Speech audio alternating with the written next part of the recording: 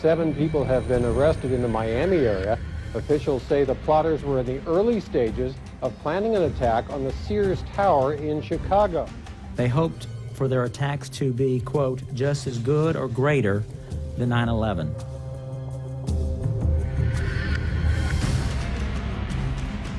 Police arrested 6 men and charged them with planning to attack the Fort Dix Army base. This is a new kind of terrorism. It is not only coming from outside the United States in, but it is also growing inside our own country.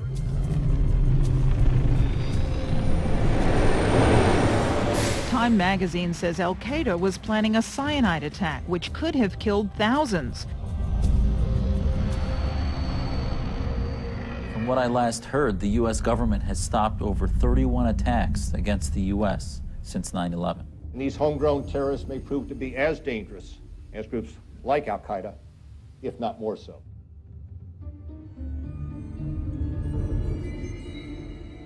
In today's context, there are actually 2 different types of jihad.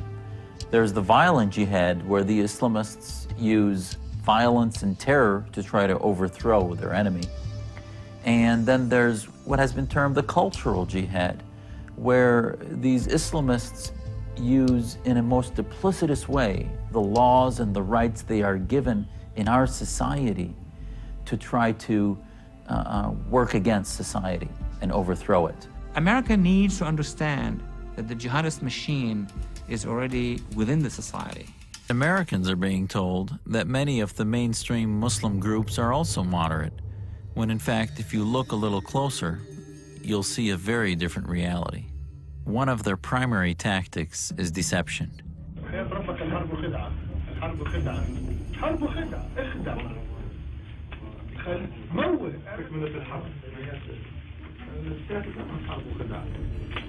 They present themselves as moderate leaders committed to peace and condemning terror.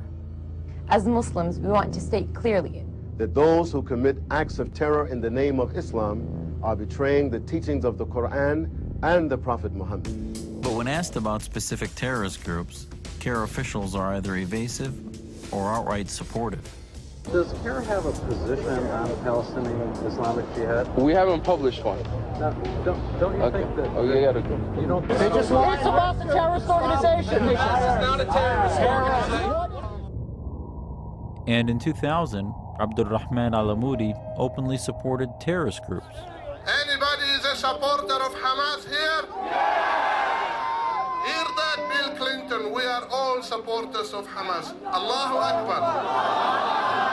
Anybody supports Hezbollah here? Takbir. Takbir. But al-Amoudi went further than just cheering for these groups. In 2004, he was actually arrested on terror charges. Perhaps what made the al-Amoudi case so troubling was that he was considered by many in the media and government to be a moderate Muslim leader. And al-Amoudi isn't the only leader who's had a problem with the law. Many so-called moderate Muslim leaders have been convicted on terror-related charges. To be fair, on their website, CARE has condemned Al-Qaeda by name.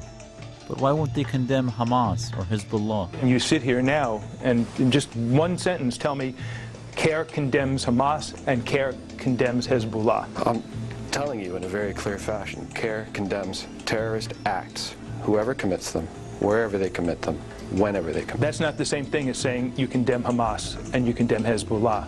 Well, I recognize that you don't like my answer to the question.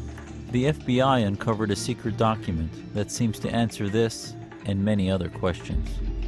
This is believed to be the manifesto of the Muslim Brotherhood in North America. Hamas grew out of the Muslim Brotherhood. Palestinian Islamic Jihad grew out of the Muslim Brotherhood. From the Egyptian Islamic Jihad movement grew the current movement of Al-Qaeda, for instance. This 15-page manifesto outlines the goals and strategies of the Muslim Brotherhood's activities in North America.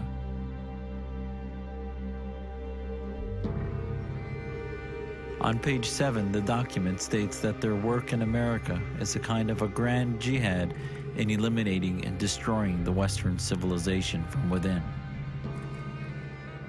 And then it speaks about setting up groups and mosques and Islamic centers to achieve their ultimate goal which is to destroy the miserable houses of the West so that they will be expelled and that Allah's religion is made victorious over all other religions.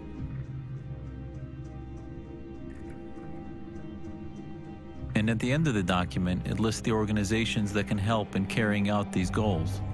Not only are many of these groups still in existence today, but they are the very groups who are thought to be the modern Muslim leadership of America. These are the groups like the MSA, ISNA, and notably the IAP. And where does CARE fit into all of this? In 1994, CARE was established by 3 of the leaders from the IAP. And it's well documented that the IAP was essentially a front group for Hamas. So perhaps that would explain why CARE won't condemn terror groups like Hamas, and also why they avoided participating in my Muslims Against Terror rally in 2004. In keeping with the goals of the document, many so-called moderate Muslim leaders have been caught on tape calling on America to become a Muslim country. We have a chance in America to be a moral leadership of America. The problem is when. It will happen, and alhamdulillah, I have no doubt in my mind. It depends on me and you. Either we do it now, or we do it after 100 years. But this country will become a Muslim country. Before Allah opens our eyes for the last time, you will see a platform will be the second largest religion in America. That's where we are now. The first religion in America. Islam is coming to America not through violence. It's coming to America the same way Christianity came to Rome. You've got Imam Abdul Musa, who is known as an influential speaker in the Muslim community around the world. Allah says that Islam will rise to its proper position in the world, whether these mushriks, whether these munafiqs, whether these criminals, whether these zalimeen, all of them, whether they get together, still Islam will reign supreme, whether they like it or not. Are you starting to see a pattern here? The leaders of radical Islam, or many of them, realized that they cannot win the United States at the military level. So they plot another thing or another plot to infiltrate America from within.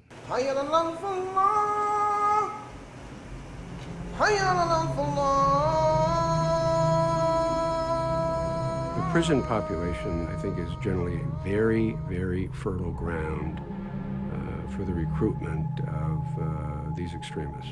The more political Islam, the more extreme forms of Islam, I've been watching that phenomenon for 30 years. I knew what was happening in the prisons for years, right? And I knew that nobody else was really watching. I mean, just as a rule, everybody has been sleeping. And then no one's paid attention to the Islamic activists that have fed off the discontent of the young black males in the prison. In fact, the former chaplain of the New York Department of Correction has been caught on tape saying some extremely radical things. Brothers, be prepared to fight, be prepared to die, be prepared to kill. It's a part of the deen, and this ain't your brother just saying this. This is history, this is Quran, nobody can deny it. Islamic chaplains that go in and out of the prisons across the country. Let's assume that most are decent, law-abiding American citizens who pay their taxes. Then you got a few who are on some more extreme stuff. You think that there's no terror in Quran? It's called Jihad. Read it in the 56th surah of Quran. There's no lack of translation. There's no mistranslation. There's no one shape says one thing. No, it's very clear. When you fight, you strike terror into the heart of the disbeliever. There is virtually no attempt being made to prevent radical imams from addressing a literally captive audience and turning them into radical Islamists, and these aren't necessarily Muslims.